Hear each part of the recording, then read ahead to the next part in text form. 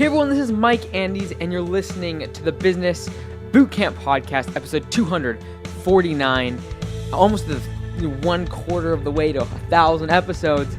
But today we are going to be talking about something tactical, something that you can actually apply to your business, especially if you're a business owner, and it's about how to fix underperforming employees. We all have them. There's always different levels of where people are at in their life, in their career, and how do you take an underperforming employee and make them one of your all-stars? That's what we're going to be talking about today, the 4 different steps and suggestions I have for you to do that. Before we get into today's show, though, a big thank you to Gusto. One thing I haven't talked about, Gusto is obviously a sponsor of ours, but one of the things I haven't talked about is that they also offer a lot of different HR functions. In other words, when you're onboarding someone, you might have a whole bunch of paperwork like W-4s or maybe 1099s if you're doing subcontract, all this, direct deposit authorizations. You might have an employee handbook they need to sign, things like that. You can actually set it up in all of those documents inside of Gusto so they can digitally sign those, and you have the copies. It's all filed away on their profile, and really make it easy for the onboarding process. Everything from inviting them and giving them a job offer, and they can open it up, view the job offer, all of the compensation, the details. Then they can digitally sign the direct deposit form, the W-4, the employee handbook, read through all that. And then you have track of that. You have, track that they actually saw it, they read it, they signed it, and it's just a fantastic way to onboard new employees, make it look really professional. Even their employees, your employees can be impressed with just how easy it is to get the paperwork done and get down to business. And so definitely want to check it out. Go to gusto.com/bootcamp for a free 90-day trial. They're giving it just to us listeners of the Bootcamp podcast. So go to gusto.com/bootcamp. Try it out today. Now, today we are going to be talking about this because regardless of how great your business is, regardless of how great your culture is, regardless of how great your people are, regardless of how great your team is, you're always going to have certain employees that are underperforming. And so there's always this balance, and this is always the thing that is tough, or really, I wouldn't say tough. It's the thing that you really do need to think about when you're talking about an underperforming employee. Because the easy answer is, I'm just going to fire them. Okay, that's fine. But let's look at the labor market and see, okay, what's the cost to hire a new person? Are we be able to find a replacement for this individual? So now with unemployment so low, especially in labor-type industries like landscaping and cleaning services and different types of services where it's labor-intensive, or even office administrative, things like that, those type of jobs are going to be attracting a certain demographic that is in flux usually. So in other words, if it's a labor type of position, that individual is a lot of times in transition. They are younger. They are going to be, just getting out of school, just getting married. They're going to be in flux. Their career's in flux. And so they're at some sort of critical juncture of their life as far as a life event like finishing school, and they're looking for work and things like that. The question is, how do you keep these people, and how do you keep them when the market is so saturated right now and there is such a small amount of available employees? So with the unemployment rate being 4% and lower instead of 9 and 10% like it was 10 years ago, it makes it much more difficult to find people, and they have a lot more options as employees to go get other work because everyone's looking for employees. And it also makes it much harder to fire someone when they are underperforming, because it's not going to be easy to replace them. And that's just the truth. If they are even an 8 out of 10 or a 7 or a 6 out of 10 employee, it's not necessarily easy to say, okay, I'm going to fire them and pick someone else that is better. It's easier said than done when the labor market is so tight and there's not very many options, and the power has been put back in the employee's hands, knowing that if they lost their job or if they did something crazy and got fired, they could probably go find another job somewhere else, especially in a lower paying job. And so the question is, how do you keep them? But then that's one subject. But then the subject is, if they're underperforming, when is the time that you actually do cut the line and cut ties with them and go try to find a replacement? So that is very expensive. It's not easy to replace them in this time with the economy where it's at and where the labor market is currently. It's not easy to replace those people. So it becomes much more economically to your advantage to try to fix that behavior to make that underperforming employee go from a 6 out of 10 to an 8 out of 10? How do you get them to do that? So I'm going to kind of give you some of my observations, some of the things I would say, and kind of how I look at it when we do have an underperforming employee. Because regardless of how great your team is, you're going to have 10 out of 10s, you're going to have 9 out of 10s, you're going to have 5 out of 10s, and like how, I'm just putting a random number to it, but there's definitely employees within your organization that are great, okay, and then subpar. And so usually the subpar ones you want to get rid of, but can you make those average employees, the average team members, become great employees? Can you make the 6 and 7s into 8 and 9s? And so that's really my objective. I'm not expecting everyone to be 10s. I'm not expecting everyone to go like way above and beyond. You're going to have a couple of those employees. I have an office manager like that. I have, probably half my team is very much like a 10 out of 10, like that sort of way. And then the other ones you just have to work with. You have to cultivate. You have to educate. You have to try to guide them and lead them so they do increase in value to the company, their career, their skill set, their professional worth, and then just themselves as people. They have to be, you try to help them as much as you possibly can and develop that worth, from an economic standpoint, but just in themselves and their skill set and their level of expertise and professionalism. You try to cultivate that as well. And so there's always going to be that, no matter how good your team is, regardless of how great your company is, regardless of how long you've been around, regardless of how much you pay people, or regardless of what industry you're in, regardless of what you're selling, whether it be, cameras that are high tech, super intense cameras that are VR related, or if you're selling rocks. Like, it doesn't matter. There's going to be people in every organization that are going to be underperforming, overperforming, and then your average employees. And so how do you make those underperforming employees into great employees? So I think number one, it really starts with a culture of continuous improvement. So making it very clear within your organization that your goal as the owner and that you expect it from every single level within the organization to be continually getting better. And so that starts with you. So the continuous improvement thing starts with you as the business owner.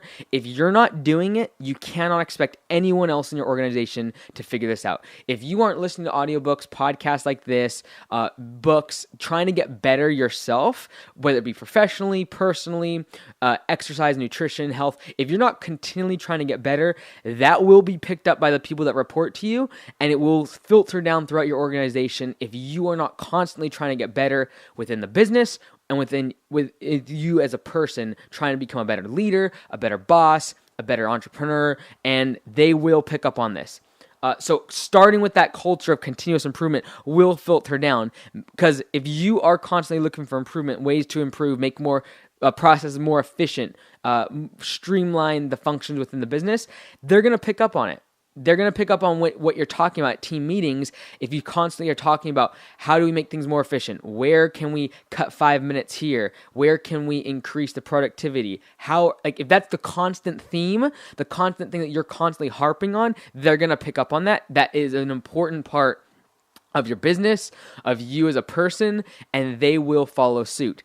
And if they don't, maybe that's someone you don't want on your team, but if they are going to buy into your mission, the culture of the company, you have to put the pressure on them to have to align with your way of continuous improvement, and that we're going to be testing things, we're going to be evolving, we're going to be changing, we're going to constantly adapt to different conditions, we're going to react and adapt to customer feedback from each other. We're going to be constantly looking for ways to improve the business and making sure that's part of the culture. And that starts, I can't emphasize this enough, it starts with you as the owner. As with most things within a small business, when you have less than 50 employees, most things, problems and the positive aspects align back to the owner of the business or the founder or the person in charge, the CEO. If they are not doing the right steps, if they don't have the right culture, if they don't have the right, when they come to work, what's the atmosphere around them? If they don't have that down, if they don't have the positive vibes, if they're not coming to work positive and they're negative and they're pessimistic, that will filter down. And so, especially within a small organization, it's going to show itself. And I've seen it time and time again where small business owners are constantly pointing the finger at the employees when I can't help but have to tell them that it really does start with them as the leader, and that There's a reason why they're called a leader, because everyone else is following them, and if they go the wrong way, the people following them are going to do the same thing. They're going to follow suit. So if you have problems within your organization, your team, from HR perspective or your employees perspective, like if that's the problem you're facing from a teamwork and culture standpoint, look internally, number one. So number one, start with the culture of continuous improvement, and it starts with you as the business owner. Number two is you really have to make it safe within your organization to give constructive criticism. In fact, make it where people want to embrace the constructive feedback and the constructive criticism. Like I give as much praise as I can to all the guys, especially the girls and gals that are just starting out, trying to give them feedback, positive reinforcement of things that they're doing well. The positive reinforcement is good, but as they grow and you start trying to fine-tune their skills and their professionalism and their expertise, as you try to start fine-tuning that, the constructive criticism is just as important as the positive reinforcement. And so that constructive criticism, if not done correctly, and if your culture doesn't allow it, you haven't facilitated a safe place for it to happen, then it can become a place where wedges can get in between relationships. People can have feelings of bitterness between each other, between employees, from you as the boss to the employee, from the employee towards the boss, between managers. Like, it can get really bad if people start criticizing others. Like, in general, when you say criticize, that's looked negatively. However, if you make it within your organization where you actually embrace it and you want people to criticize each other and yourself to make you better, and it's very clear that the culture of the company is that, hey, I'm not criticizing you because I want to tear you down, or I want to make you look bad, or that I'm trying to find fault in you. I'm trying to make the company better. I'm trying to make you as a person better, and that's the reason I'm giving you constructive criticism. And then making sure that that is the culture, so that that person receiving the criticism is actually thankful for that criticism, for someone pointing that out, and does change, does adapt, does make changes to the way they're acting, or the way they're seeing a situation, or the way they're working, the way they come to work, whatever it is that is being criticized. And so that starts again with you as the business owner. If you don't open yourself up and be vulnerable and allow people to tell you what you're doing wrong or what you can improve on your business, then you will not create a culture within the company that allows them to talk to one another. So instead of you always having to reprimand or give criticism to your employees, you can actually create a culture where people internally start picking up on things where people can improve, people can get better at certain things, and they will do it themselves. They will criticize, and they will accept the criticism as constructive feedback if you've allowed them to give a safe place to do that. If you made it where you actually embrace their feedback to you, that's negative. So whether that be your management style, or the way you're running in the business, or a marketing method, or whatever you feel that you do great within your company, if you don't allow people to criticize you and give their feedback, don't expect them to take your feedback. Don't expect them to take the positive reinforcement, but then also accept the constructive criticism if you haven't made it safe for them to give the criticism to you first. So if you can't take the criticism, you shouldn't be handing it out. If you can't take them saying, hey, that marketing plan is going to fail, it's not going to work for X, Y, and Z reasons, or I think it should be done this way instead of the way we're doing it now. If you can't take that as positive constructive feedback and criticisms, or even criticism of you personally, of how you're operating or treating people within the business, if you can't take that, you can't expect them to take the criticism you give them if they're underperforming. So if they're underperforming, you've got to have money in the bank that allows you to give that constructive feedback, that constructive criticism, without them getting mad or bitter or angry at you. And so in order to do that, you've got to create that safe place, an environment where people want. Like, I ask for the constructive criticism, especially for my direct reports, office manager, project managers, etc. I ask them to give me and challenge what I'm doing within the business. Challenge the way the decisions that I'm making, the choices, the direction that the company is going. Challenge me. I ask for that. So because that's genuine, I actually do want that. when I need to criticize them or tell them they're doing something wrong, it comes across much better, much well received, but they will not do it if you as the business owner can't take it from them. So for example, there was a project manager that I talked to last week that I felt could really improve the way he dealt with customers when they were being a little bit difficult or they were really precise on certain aspects of a job. So I pulled him aside after we dealt with the customer and said, hey, this is what you did. This is what we could do better on. And what can I do to help you make sure that this process, we can improve in this area? And he took it very, very well. And at the end of the day, kind of gave me that silent thank you. He said thank you, but kind of that eye contact and like really appreciated me doing that. And it could have been, for some people, that would have been like super negative. They would have taken it really wrong. They would have said that I was, trying to interfere with the way they're doing their job, or that I was being too picky, or that they were just overworked or whatever. Like, he took it really, really well, and that stems from the fact that a few weeks before that, I had asked him specifically for feedback and criticism of what we were doing within a new branch of the company, and he was able to have a safe place to do that in and give that feedback to me. So that's number 2, for underperforming employees, you have to make it safe to give constructive criticism within the organization, within the culture at first, so that you can give them constructive criticism, tell them what they're doing wrong, tell them where they can improve, but you've got to make it safe and not make it a thing that they're going to feel like you're attacking them, but that you're actually doing them a favor by pointing out the areas in which they can improve in. So that's number 2.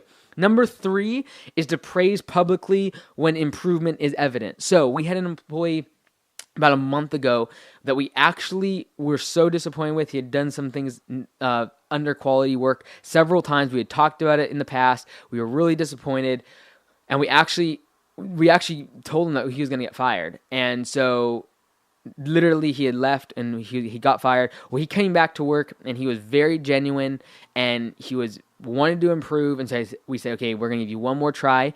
And I gave a very straight talk to him as far as what needed to improve, what needed to change. And over the past month, it's been a 180, 360 complete change in the way that he's communicated, the quality of work, the way that he's operated within the team.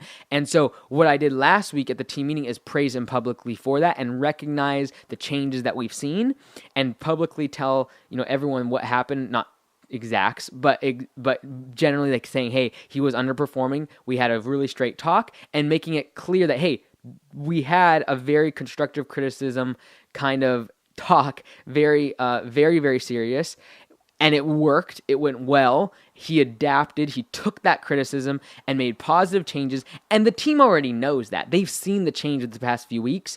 But then for them to know that several weeks ago that constructive criticism talk happened, then when they get that same constructive criticism talk, or they are underperforming and I give them a talk, or another manager gives them a talk, or someone else within the organization talks to them and gives them that constructive feedback, that criticism, they can then know what's expected. They know it's expected that they improve and that they actually make those changes.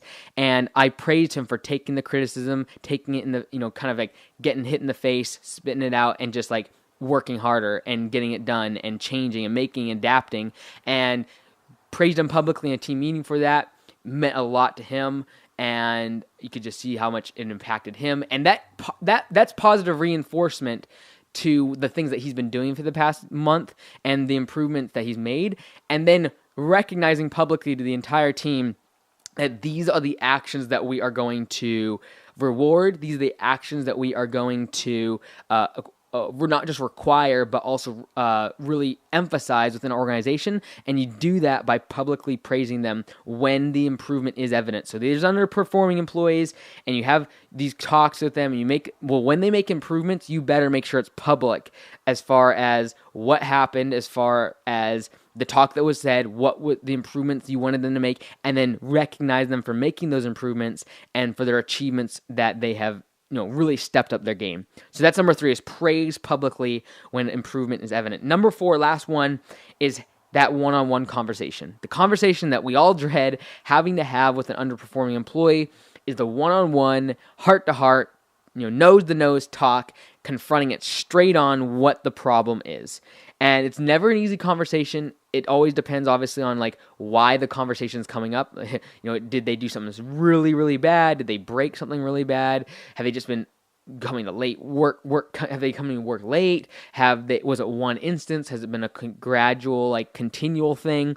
So that every single situation is gonna be different as far as an underperforming employee, whether it be speed of work or the hardest one a lot of times is just the way they are with the team.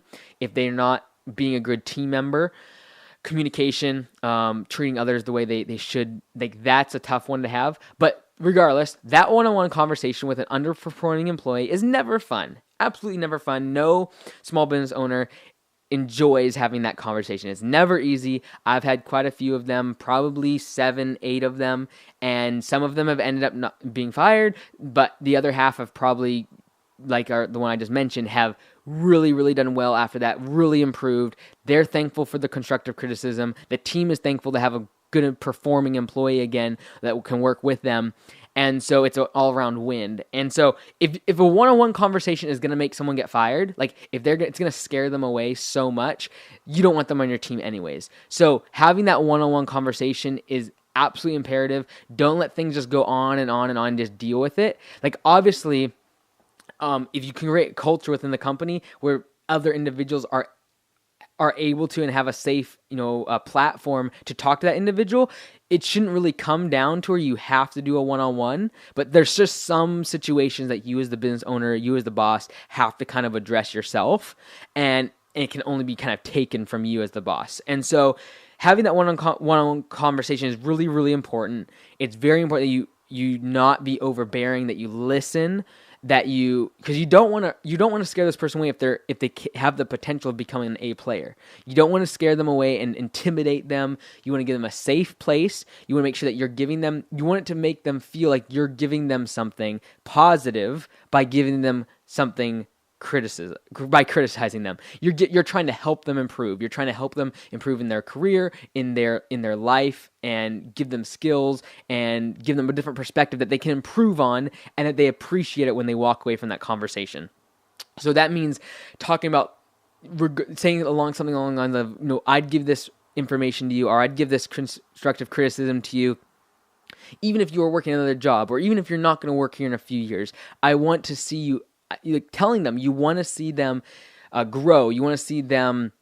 You want to be able to give them a great recommendation when they go to their next career move, when they go to that job that they've always wanted, or they get past school and they get the degree and then they're looking for a job. You tell them, hey, I want to give you a really great letter of recommendation, but in order to do that, I got to have these things changed. And so there's kind of a 3-step process that I kind of loosely kind of follow when I'm doing these one-on-one heart-to-heart talks to an underperforming employees.